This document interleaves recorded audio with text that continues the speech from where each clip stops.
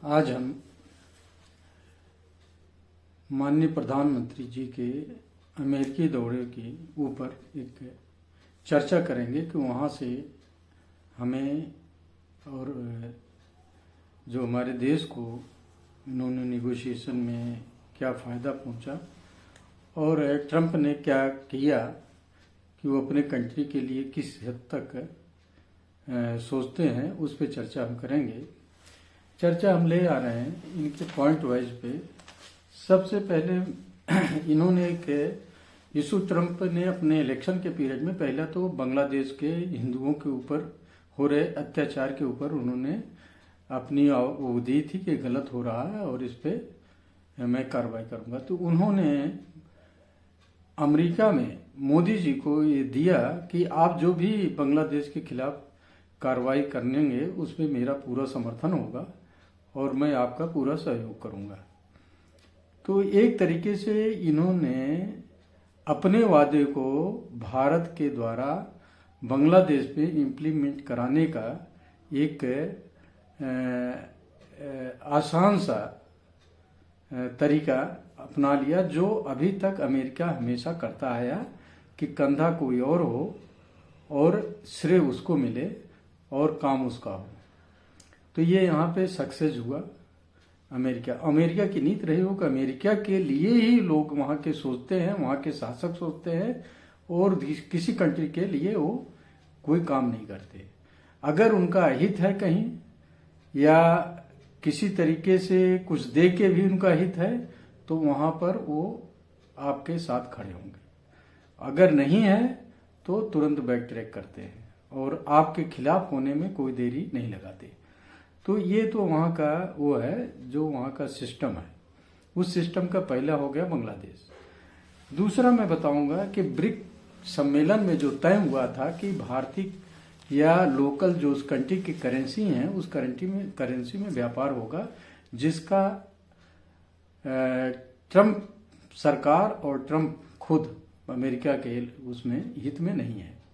Reason है कि पूरे वर्ल्ड का जो डॉलर में बिजनेस होता है उसका कुछ परसेंटेज या फायदा अमेरिका को होता है ट्रांजैक्शन में, और साथ में डॉलर के रेट अमेरिका तय करता है कि इस कंट्री का रेट रुपए का क्या होगा, इसका क्या होगा। वो सारा वो एक प्रेशर बना के और करता रहता है और उसमें अपना फायदा सोचता है, ट्रांजैक्शन से लेके सब चीज में।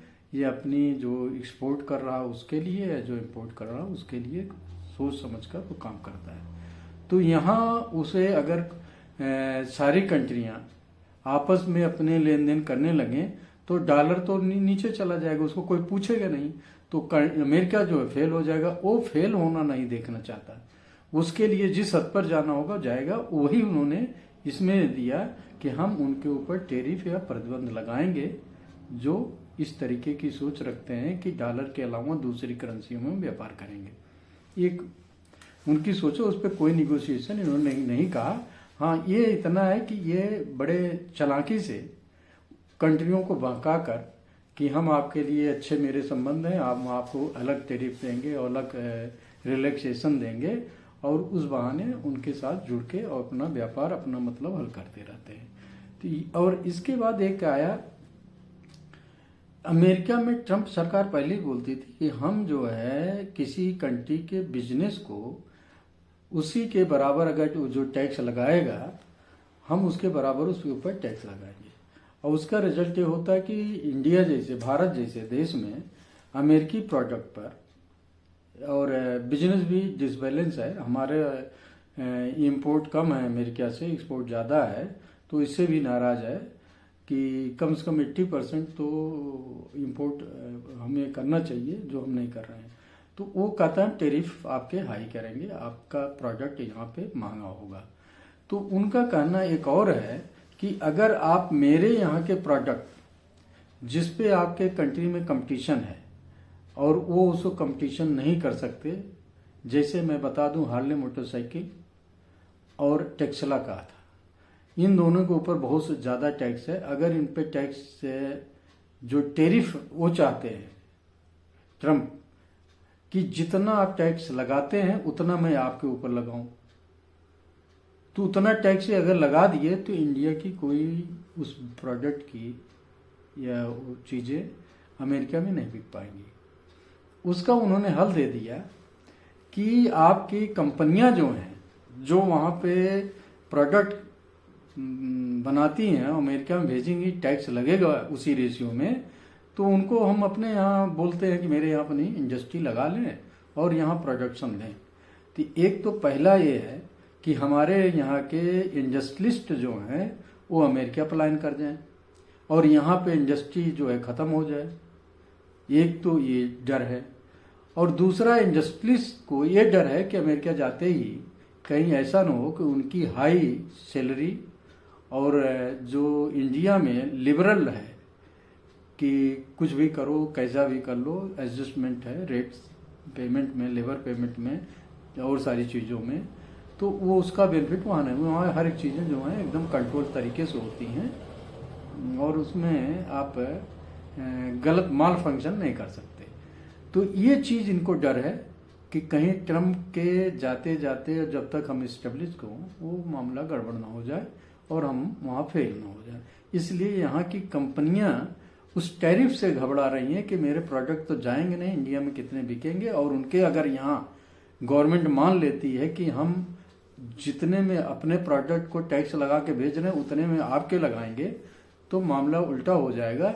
अमेरिकी प्रोडक्ट जो हैं कुछ ऐसे हैं जो high technology, high automatic production की वजह से सस्ते हैं, और सस्ते होने के साथ वो इंडिया की मार्केट में जो हमारे प्रोडक्ट आज की डेट में प्रोटेक्शन की वजह से, टैक्स प्रोटेक्शन, एक्सपोर्ट में उनको छूट है, इंपोर्ट में उनकी उसी के वैरायटी की अगर कोई चीज़ आती है तो उसके ऊपर कई गुना टैक्स है, जिसकी वजह से वो यहाँ पे महंगी पड़ती हैं और वो हमारे देश में बिक नहीं पाती। और हमारी कंट्री की सारे व्हीकल से लेके और सारी चीज़ें ऐसी यहीं बिकती हैं और वो अपने मनमाने दाम पर यहाँ के इंडस्ट्री बेच रहे हैं। ये इनका जो एक गवर्नमेंट ने इनको प्रोटेक्शन दे रखा वो ख़त्म हो जाएगा, ये बड़ा डर है।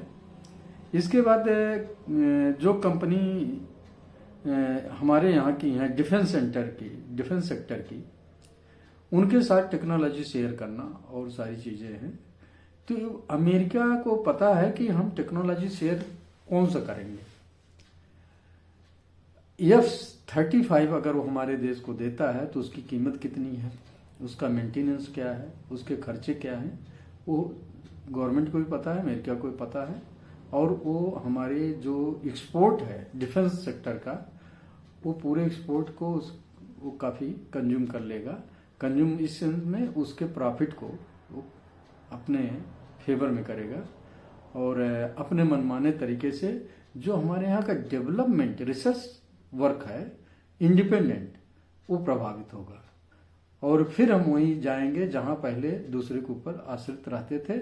और वो कब अपनी कंपनियों को खींच लेगा और कब कहेगा हम ये नहीं देंगे टेक्नोलॉजी, ये तो आप पीछे भी देख रहे हैं, कहता कुछ है और बाद में करता कुछ और है। तो ये वहाँ की पॉलिसी है कि अपनी वो एडवांस टेक्नोलॉजी भारत को कभी नहीं देगा जो भारत को चाहिए।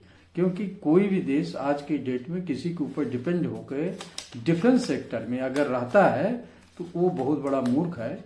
क्योंकि वार पीरियड में कब किसका दोस्त कब किसका दुश्मन हो जाए, अमेरिकी प्रोडक्ट के जो मेंटेनेंस पार्ट है मिले या ना मिले, ये कोई गारंटी नहीं है। ये चीज़ डिफेंस के लिए बहुत ज़रूरी है कि इंडिया अपने ही उसमें इंडिपेंडेंट हो। तो इसमें हम सोचते हैं कि कोई कंप्रोमाइज की ज़रूरत नहीं है और इस पे उनसे आप वार्ता होनी चाहिए, लेकिन टेक्नोलॉजी एडवांस की बात हो। और हमारा जो रिसर्च सेक्टर है डिफेंस के ऊपर, उसको बहुत ज़्यादा प्रोत्साहित करने की ज़रूरत है और बहुत अच्छे लेवल पे ले जाने की ज़रूरत है। उसमें कोई कटौती या कोई किसी के ऊपर है ये कि उसका टेक्नोलॉजी आ रही है हम उस पर चलेंगे और काम कर लेंगे, ये अच्छी चीज़ नहीं है। उसको पैरेलल लें, लेकिन अपने डिफेंस सेक्टर को, अपनी इंडिपेंडेंसी सिक्योरिटी की, उस पर कभी कंप्रोमाइज नहीं करना चाहिए। ये एक राजनीतिक ट्विस्ट है। किसी कंट्री को अपने ऊपर डिपेंड करके फिर उसके पूरे सिस्टम को पंग बना देना, ये अमेरिका और डिफेंस जो माफिया हैं सप्लायर आर्म के, उनके टैक्ट फुल इस तरीके से काम करते हैं कि आपकी कंट्री को सारे सेक्टर को पंग बना के अपने ऊपर आपको आश्रित कर लेते हैं। तो इससे बचना होगा। आप देखेंगे कि एग्रीकल्चर मार्केट का भी उन्होंने जिक्र किया। एग्रीकल्चर के प्रोडक्ट और सारे वो चाहते हैं कि उस पर इंडिया हमें छूट दे और उनके प्रोडक्ट यहाँ आए और उनकी क्वालिटी और उनकी सारी चीज़ें और उसी रेशियो में इंडिया के प्रोडक्ट और उसी कंट्रोल जो क्वालिटी कंट्रोल है उसके गाइडलाइन को उनके यहाँ जाए। तो वो हमको लगता है कि इंडिया के प्रोडक्ट में जो पेस्टिसाइड और बहुत सारी चीज़ें यूज हो रही हैं एग्रीकल्चर में, वो अमेरिकी नॉर्म को नहीं फॉलो कर पाएंगे और यहाँ पे वन साइडेड सारे बिजनेस हो जाते हैं। तो ये बहुत बड़ा मतलब उनकी सोची समझी राजनीति है, क्योंकि एक बार वो ऑफर ले लिए, एग्रीमेंट कर लिए, तो अपने हिसाब से चलेंगे। और ग्लोबल पॉलिटिक्स में इंडिया का जो इस समय देखा जाए तो स्थिति है वो बड़ी अच्छी है और हमारे माननीय प्रधानमंत्री जी एक अच्छे नेगोशिएटर हैं, ये कहने में दो राय नहीं है। लेकिन अमेरिका भी उससे बड़ा नेगोशिएटर है। वो नेगोशिएशन तो करता है लेकिन साथ में अपनी सारी गुंजाइश रखता है और अपना एक नेगोशिएशन टेबल पे अपने कंट्री के हित में कभी कभी वो पीछे भेट लेता है। ये उसकी खासियत है। तो इसलिए हमें राजनीति में एक जैसे रूस में जो सोवियत संघ हुआ करता था तो वहाँ पर भी ऐसे बोरिस येल्सिन को पुरस्कार देने के चक्कर में और उसका पूरा रूस सोवियत संघ का विघटन करा दिया और वो उसके चक्कर में आ गए थे। तो ऐसी ये पॉलिटिकल राजनीति में भी जो वर्ल्ड की राजनीति है उसमें भी अगर कोई कंट्री इस तरीके से डोमिनेट कर रहा है तो अमेरिका की इनडायरेक्ट में एक पॉलिसी है कि उस कंट्री के नेता को कैसे ऊपर ले जाना और कैसे उसको फिर ट्विस्ट दे के अपने हिसाब से लाना है। ये उनकी राजनीति का एक अंग है। इससे हमारे पॉलिसी मेकर को और सबको बचना चाहिए और उनकी सारी चीज़ों को ब्लाइंडली सपोर्ट जो हम लोग कर देते हैं वो सोच समझ के करना चाहिए।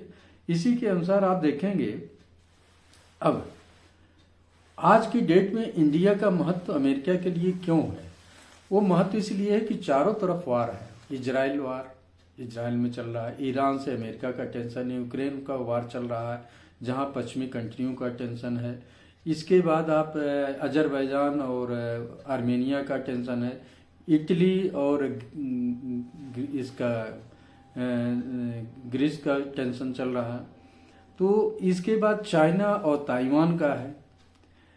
तो चाइना सी जिसे कहते हैं, जहां चाइना का आधिपत्य जमा रहा है, वो एक चैलेंजिंग इशू हो गया है जो अमेरिका अकेले उस इशू को सॉल्व नहीं कर सकता। उसकी एक बड़ी कंट्री जैसे इंडिया है जो अमेरिका के बिल्कुल बॉर्डर से सटी हुई है, इसकी बहुत ज़रूरत है, क्योंकि वहाँ पर अगर वो अपना कोई मिशन चलाना चाहेगा तो नहीं चला सकता। तो इसलिए इंडिया को साझेदारी में ला रहा है। अब पाकिस्तान को वो बैलेंस करने के लिए इंडिया को जरूरत है। उसे पता है पाकिस्तान मेरे यूज का नहीं रह गया और न उसकी मार्केट है हमारे काम लायक। इंडिया की मार्केट भी है, इंडिया का डिफेंस भी अच्छा है और इंडिया में पॉपुलेशन ऐसी है जो एक कहीं भी विश्वास के साथ फेथफुल होते हैं, वो काम करते हैं। इस चीज़ को देख के अमेरिका चाहता है कि डिफेंस में अलग अलग कंट्रियों में आज जो सिचुएशन है और इंडिया रूस का जो क्लोज फ्रेंडशिप है उसको भी वो उसमें भी एक दरार डालने की कोशिश कर रहा है कि कैसे इसको वो किया जाए कि इंडिया उनसे अलग हो, हमारे इशारों पे चलने लगे, हमारे हिसाब से चले। तो ये बहुत महत्वपूर्ण है। ऐसे टर्निंग पॉइंट आ गए हैं आज वर्ल्ड में इन सब सिचुएशन में कि अगर आप रूस के साथ देते हैं तो वो बिजनेस टैरिफ और प्रतिबंध लगा रहा, और कड़े लगाने की कोशिश कर रहा, तो उससे काटो, ये करो, तो मतलब देश को नुकसान पहुंचाने की पूरी कोशिश करेगा अपने हित में। और उनका हित ये है कि जिस कंट्री को सामान देना है फायदा, इसके बाद उस कंट्री से फिर उसके बदले में अपनी शर्तों पे वो आइटम लेते हैं जो बहुत दुर्लभ हो। जैसे यूक्रेन में वो दुर्लभ अर्थ की मांग कर रहा है कि हमने जो 5 लाख आपके ऊपर इन्वेस्ट किए हैं, 5 लाख करोड़, उसके बदले हमें रेयर जो आपके खनिज है वो हमें चाहिए। तो ये इसका बिजनेस का तरीका बड़ा एक तरीके से चैलेंजिंग है, जिसे समझना और उसके हिसाब से फिर अपनी कंट्री को बचाना, अपने बिजनेस को बचाना बहुत जरूरी है। अब आता है हमारे यहाँ इंडिया और चाइना का जो वो है प्रोडक्शन लाइन। चाइना की प्रोडक्शन लाइन में क्या है कि वहाँ पे वर्कर के फेवर में ज़्यादा वो नहीं है सिक्योरिटी, वहाँ पर प्रोडक्शन और कंपनी के लिए वो ज़्यादा वो वचनबद्ध है, और वो चाहते हैं कि हमारे यहाँ प्रोडक्शन इतना हो। और दूसरी बात, वहाँ ऑटोमेटिक सिस्टम है। इंडिया में ऑटोमेटिक सिस्टम मैनुअल है, और वहाँ जो मैनुअल भी हैं, जो घरेलू उद्योग हैं, वो सेमी ऑटोमेटिक हैं। तो उनके यहाँ एक कोई प्रोडक्ट होता है वो ऑटोमेटिक सिस्टम में 10 पैसे 15 पैसे में बन जाता है, जो इंडिया में 2-3 रुपए में बनेगा। तो हमारे देश में जितने भी आज आप देखें, मैं बहुत सारे प्रोडक्ट दुकानों पे देख रहा हूँ, वो मेड इन चाइना है और मार्केटिंग इन इंडिया है। और कुछ मैं देखता हूँ कि वो जो है कंपोनेंट वहाँ से आ रहे हैं, असेंबल्ड इन इंडिया है। तो इस तरीके की बिजनेस में आप कहें कि हम चाइना के बराबर में चले जाएंगे, या क्वालिटी के मामले में मैं इतना इम्प्रूव कर लूंगा और प्राइस जो है इतनी कम रखूंगा और चाइना कंपटीशन में अमेरिका में सप्लाई कर लूंगा, ये भी नहीं कर पाएंगे। तो इसलिए हमारे देश में इंफ्रास्ट्रक्चर जो है मेन है कि हम कैसे अच्छी क्वालिटी के प्रोडक्ट कम कास्ट में और उसको बना सकें और एक्सपोर्ट कर सकें, ये महत्वपूर्ण हो गया है। तो आज के समय में अगर हमारे प्रधानमंत्री मोदी जी अमेरिका से अगर कह के आते हैं कि हमारे यहाँ आप इंडस्ट्री लगाइए और उसको हम प्रोटेक्शन देंगे, तो हमारे यहाँ की अब राजनीति जो है वो चेंज करनी पड़ेगी। वोट की राजनीति नहीं, देश की राजनीति करनी पड़ेगी कि हमें प्रोडक्शन लाइन इम्प्रूवमेंट करना है, इंफ्रास्ट्रक्चर बहुत स्ट्रांग करना है, और चाइना जैसी कंट्री को कंपटीशन देते हुए पूरे वर्ल्ड में अपनी मेक इन इंडिया के प्रोडक्ट लॉन्च करने हैं और लाने हैं। तभी देश में सर्वाइवल है और एम्प्लॉयमेंट है, और आपका विकसित देश बनने में ज़्यादा टाइम नहीं लगेगा यदि इस तरीके से हमारे कंट्री का डेवलपमेंट होता है। तो ये महत्वपूर्ण है, जिस पे बहुत ज़्यादा चर्चा की ज़रूरत है, और नेताओं को भी अब देश के लिए सोचना है, वोट के लिए नहीं। वोट तो आते जाते रहेंगे, सत्ता तो मिलती जुलती रहेगी, लेकिन देश होगा, प्रोडक्शन होगा और देश विकसित होगा, लोग अब इंडिपेंडेंट होंगे और उनकी परचेजिंग पावर अच्छी होगी और उनके रहन सहन अच्छे होंगे, तो देश में राजनीति भी बड़ी अच्छी होगी, जो वर्ल्ड लेवल की राजनीति हो। देश के गलियों की राजनीति से अब उठ के इनको वर्ल्ड लेवल की राजनीति करनी चाहिए हमारे यहाँ के नेताओं को। तो ये है इस अमेरिका दौरे का सारांश, और इस पर आप देखिए क्या होता है यहाँ के मीडिया के लोगों का प्रतिक्रिया और पॉलिटिकल पार्टियों की प्रतिक्रिया, ये आप देखेंगे तो उसको हमारे देश में जो निगेटिव सोचने वाली व्यवस्था है हर एक तरफ से, कि आप कुछ भी करें उसका निगेटिव ही सोचना है, उसको पॉजिटिव या उसमें इम्प्रूवमेंट की बात नहीं करने की जो व्यवस्था है, इसे त्यागना पड़ेगा। अगर ये नहीं त्यागेंगे तो ऐसे हम लोग पिछड़ते चले जाएंगे। जो चाइना हमसे पीछे था कितना आगे गया, इसी की हमने चाइना से कंपटीशन करना है, अमेरिका से करना है, न कि बांग्लादेश, पाकिस्तान अफगानिस्तान, नेपाल, सिक्किम, तुर्कमेनिस्तान, इन सब से नहीं करने की जरूरत है। अफ्रीकन कंट्री से नहीं करने की जरूरत है। इन विकसित देशों से करने की जरूरत है। हम उस लाइन में आना है। तो राजनीति भी उसी लाइन की होनी चाहिए और विचार भी वही होने चाहिए। इसके साथ में जब ये बहुत सारे मुद्दे आ जाएंगे और मीडिया में और उसमें चलने लगेंगे, तब मैं अपना एक राजनीतिक ओपिनियन इस पे दूंगा। धन्यवाद, नमस्कार।